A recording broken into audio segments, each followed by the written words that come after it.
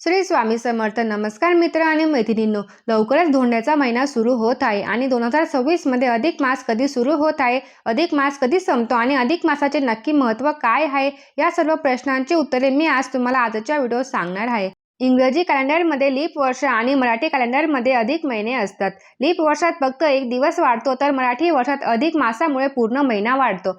वास्तविक हे सौर वर्ष आणि चंद्र वर्ष यामुळे होते. अधिक मास हा मराठी कॅलेंडरच्या अतिरिक्त महिन्याचा संदर्भ असतो, तर हा अधिक मास दर 3 वर्षांनी एकदा येतो. ज्योतिषशास्त्रात 9 ग्रह आहेत: सूर्य, चंद्र, मंगळ, बुध, गुरु, शुक्र, शनी आणि राहू आणि केतू. हे सर्व ग्रह 12 राशीभोवती फिरतात. मराठी पंचांगामध्ये सूर्य आणि चंद्राच्या आधारे वेळेची गणना केली जाते. जेव्हा चंद्र 12 राशींची एक फेरी पूर्ण करतो, तेव्हा चंद्र एक महिना पूर्ण करतो. चंद्राला 12 राशींना प्रदक्षिणा घालण्यासाठी सुमारे 28-29 दिवस लागतात. या कारणास्तव मराठी पंचांगामध्ये एक चंद्रवर्ष 354 दिवसाचे असते. सूर्य एका राशीत 30 दिवस राहतो.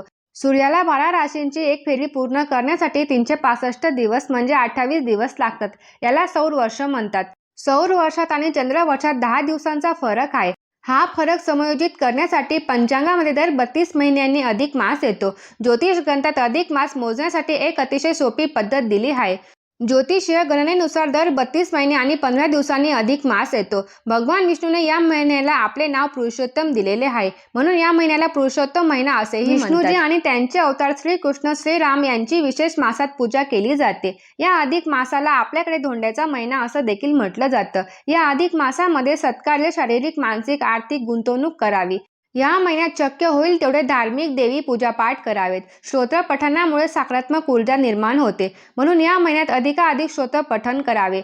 या महिन्यात श्रीमद भगवद्गीतेतील पुरुषोत्तम महिन्याचे महात्म्य, श्री राम कथेचे पठण, श्री विष्णू सहस्रनाम स्तोत्राचे पठण आणि पुरुषोत्तम नावाच्या गीतेतील 14व्या अध्यायाचे पठण रोज अर्थासहित करावे. या महिन्याची कथा भगवान विष्णू, भगवान नरसिंह आणि भगवान श्रीकृष्ण यांच्या अवताराशी संबंधित आहे. त्यामुळे या महिन्यात या देवांची मनोभावे पूजा करावी.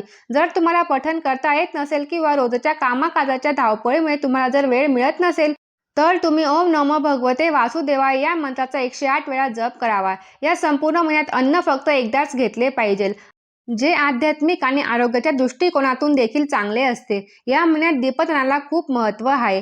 या महिन्यात दान आणि दक्षिणेचे कार्य करणे पुण्याचे मानले जाते. पुरुषोत्तम महिन्यात स्नान, पूजा, अनुष्ठान आणि दान केल्याने विशेष फळ मिळते आणि सर्व प्रकारचे त्रास देखील दूर होतात. या महिन्यात गहू, तांदूळ, गूळ, तीळ, वटाणा, राजगिरा, काकडी, केळी, कोरडे जिरे, आले, खडे मीठ, फणस, तुती, मेथीचे पदार्थाचे सेवन करावे. या महिन्यात प्रवास करणे, भागीदारीची कामे करणे, बियाणे पेरणे, झाडे लावणे, दान करणे, जनहिताची कामे करणे, सेवा करणे ही सर्व कामे करू शकता. फक्त लग्न कार्य, मुंजा, साखरपुडा किंवा अन्य कोणतेही मंगल कार्य या मासामध्ये करू नये, याची आपल्याला विशेष नोंद घ्यायची आहे. या महिन्यात विवाह, मुंडन, कान टोचणे, ग्रहप्रवेश यासारखे शुभ कार्य करणे टाळावे. या अधिक महिन्यात कोणत्याही प्रकारचे व्यसन करू नका आणि मांसाहारापासून दूर राहा. तसेच मांसमध्ये तांदळाचा कोंडा, उडीद, मोहरी, कांदा, लसूण, शेळी अन्न, मद्यपान या महिन्यामध्ये करू नका. मग आता 2026 मध्ये अधिक मासा कधी सुरू होत आहे, तर अधिक मासा मे महिन्यामध्ये सुरू होणार आहे. 16 तारखेला शनी जयंती आहे आणि याच दिवशी शनी अमावस्या देखील आहे, तर ही शनी अमावस्या म्हणून देखील ओळखली जाते. मे महिन्यामध्ये 16 तारखेला शनी अमावस्या असणार आहे. या 16 तारखेला वैशाख महिना संपणार आहे. त्यानंतर अधिक महिना हा 17 तारखेपासून सुरू होणार आहे.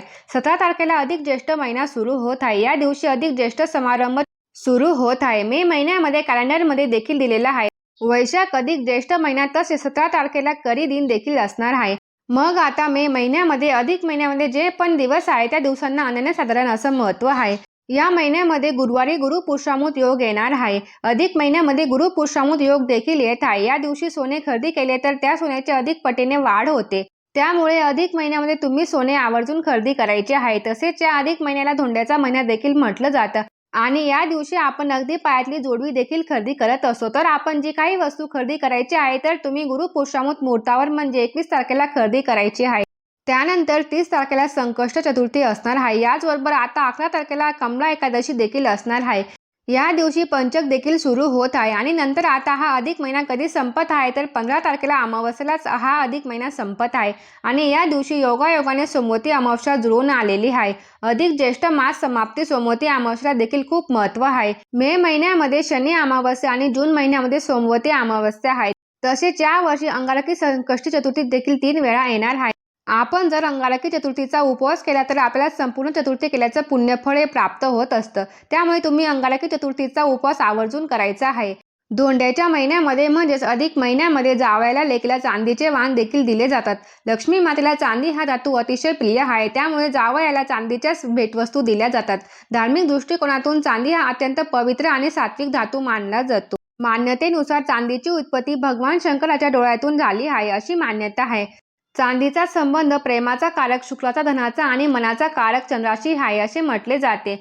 चांदी शरीरातील पाणी आणि घटक नियंत्रित करते. याचबरोबर शरीरातील समस्या दूर करण्यासाठी चांदीचा उपयोग होतो. मुलींचं आयुष्य सुखी करण्यासाठी अधिक महिन्यात जावयाला चांदीच्या वस्तू भेट देतात.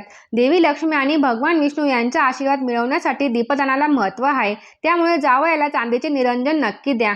जावयाला चांदीची वस्तू दिल्यामुळे लक्ष्मी आणि भगवान विष्णूचे आशीर्वाद मिळतात. यामुळे आपल्यावर असणारे शनी, राहू आणि केतू या ग्रहांचे जे काही वाईट परिणाम आहेत ते देखील कमी होतात असं देखील सांगितलं जातं. हिंदू धर्मानुसार जगातील प्रत्येक जीव हा 5 घटकांनी जल, अग्नी, आकाश, वायू आणि पृथ्वीने बनलेला आहे.